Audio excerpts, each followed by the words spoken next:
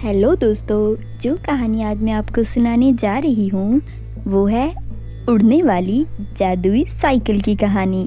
तो चलिए आज की कहानी शुरू करते हैं। बहुत अरसा पहले की बात है। एक जंगल के किनारे छोटा सा गांव बसता था। उस गांव में रहने वाले लोग बहुत ज़्यादा गरीब थे और गांव का विकास भी नहीं हुआ था, परंतु सब लोग एक दूसरे की बहुत ज़्यादा मदद करते थे और एक दूसरे के हर मुश्किल में साथ देते थे। उसी गांव में एक परिवार था जिसमें पूनम अपने माँ और पिता के साथ रहती थी। उसकी माँ का नाम रागिनी और पिता का नाम मोहित था। पूनम एक नौजवान लड़की थी जो बहुत ज़्यादा सपने सजाती थी। पूनम के पिता एक मोटर मैकेनिक थे। वो गांव की सभी गाड़ियों और साइकिलों को ठीक करते थे। पूनम को भी गाड़ियां ठीक करना बहुत अच्छा लगता था। वो मोटर मैकेनिक की पढ़ाई कर रही थी। पूनम मन लगाकर पढ़ाई करती और उसकी माँ घर के सारे काम करती। एक बार पूनम के पिता एक गाड़ी का टेस्ट ड्राइव कर रहे थे, तभी गाड़ी का ब्रेक फेल हो जाता है।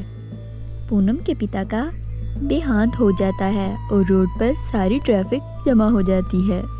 उसके बाद लोग मोहित के शव को उठाकर उसके घर ले जाते हैं। पूनम जब अपने पिता को आकर देखती है तो वो बहुत रोती है।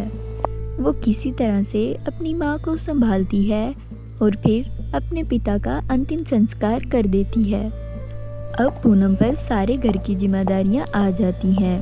पूनम अपनी पढ़ाई वहीं ख़त्म कर देती है और अपने पिता के गैराज में काम करने लगती है।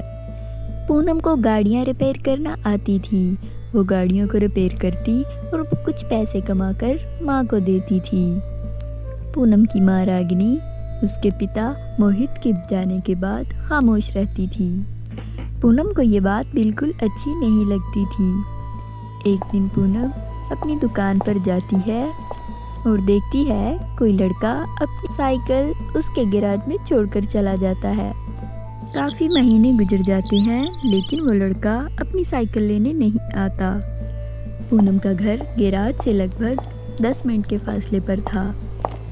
पूनम अपना दिमाग लगाकर उस साइकिल को ठीक कर लेती है और उस साइकिल पर घर आने जाने लगती है। एक दिन पूनम अपनी माँ से कहती है, माँ, मैं काफी दिनों से देख रही हूँ आप बहुत परेशान होती हैं। इस दुनिया से देखें, एक ना एक दिन सब कुछ जाना है। हम आखिर कब तक इस बात का अफसोस मनाएंगे माँ? मैं अभी जिंदा हूँ, आप इतनी उदास मत हुआ करो, मुझे बहुत बुरा लगता है। अपनी बेटी की बात सुनकर रागिनी बहुत भावुक हो जाती है और खुश रहने की कोशिश करती है। एक दिन रागिनी अपनी बेटी पूनम के साथ एक पार्क में घूमने जाती हैं ताकि वो अपने मन की स्थिति को संभाल सकें। दोनों माँ बेटी वहाँ बैठकर बातें करती हैं और शाम को दोनों वापस घर आ जाती हैं। घर आते हुए रास्ते में वो दोनों पानी पूरी खाती हैं और खुश होती हैं। उस दिन पूनम ने इतने दिनों बाद अपनी माँ को खुश देखा था। रात होती है और दोनों सो जाती हैं। सुबह होती है तो उठती हैं। माँ माँ माँ, मेरा खाना दे दो, मुझे जल्दी से गैराज जाना है, मुझे बहुत लेट हो रही है। हाँ हाँ, हो गया, बस हो गया, मैंने खाना बनाकर टेबल पर रखा है, तुम खा लो, मैं अभी आती हूँ। पूनम बैठकर खाना खा रही होती है, तभी टेबल पर उसे एक बात दिखाई देता है जिस पर लिखा होता है कि जो भी व्यक्ति एक अनोखी साइकिल डिजाइन करेगा उसको 10 लाख का इनाम दिया जाएगा। ये देखकर पूनम बहुत खुश होती है। उसे किसी भी हाल में वो इनाम जीतना था।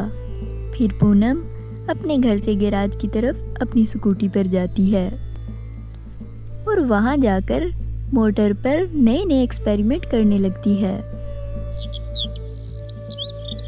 जब पूनम की बनाई गई साइकिल का नया डिजाइन आ जाता है, उसने बहुत खूबसूरत अंदाज में साइकिल बनाई थी।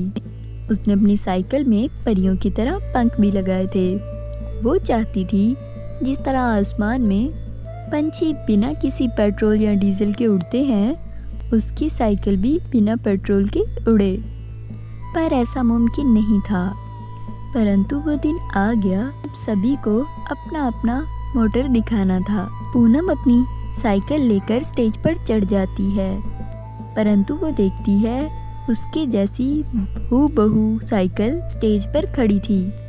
पूनम समझ जाती है कि ये साइकिल बिल्कुल उसकी साइकिल की तरह है, किसी ने उसका डिज़ाइन चोरी कर लिया है। जज पूनम को कंपटीशन से बाहर कर देते हैं और उस पर आरोप लगा देते हैं कि उसने छोटे की साइकिल का डिज़ाइन चोरी किया है। पूनम रोते रोते घर आ जाती है। वो बहुत उदास होती है। उसे समझ नहीं आ रहा था भला उसका डिज़ाइन चोरी किसने किया था। वो बहुत रोती है और खाना नहीं खाती है। वो रोती रोती अपने कमरे में आ जाती है। पूनम अपने कमरे में बैठकर रोते रोते सोचती है, हे भगवान, ये मेरे साथ क्या हो गया? मैंने तो इस साइकिल को इतनी मेहनत से तैयार किया था, पता नहीं मेरे इस एक्सपेरिमेंट को किसने चोरी कर लिया। अब मुझे इसका क्या फायदा हुआ? मुझे इसको फेंक देना चाहिए। इतना सोचते सोचते पूनम सो जाती है। तभी सोते सोते उसके सपने में एक परी आती है जो पूनम से उसकी परेशानी पूछती है। पूनम, तुम क्यों परेशान हो? मैं जानती हूँ तुम्हारी स्कूटी का डिज़ाइन किसने चोरी किया है। तुम क्यों उदास होती हो? जिसने ऐसा किया है उसको उसके किए का फल मिल जाएगा। परंतु मैं तुम्हारी साइकिल को एक शक्ति प्रदान करती हूँ। ये स्कूटी बिना पेट्रोल और इंजन के हवा में उड़ सकेगी। इतना कहकर परी उसके सपने से गायब हो जाती है। सुबह सोकर जब पूनम उठती है तो वो सोचती है कि वो तो एक सपना था। फिर वो उठती है और बाहर लॉन में जाती है और अपनी साइकिल के ऊपर बैठ जाती है।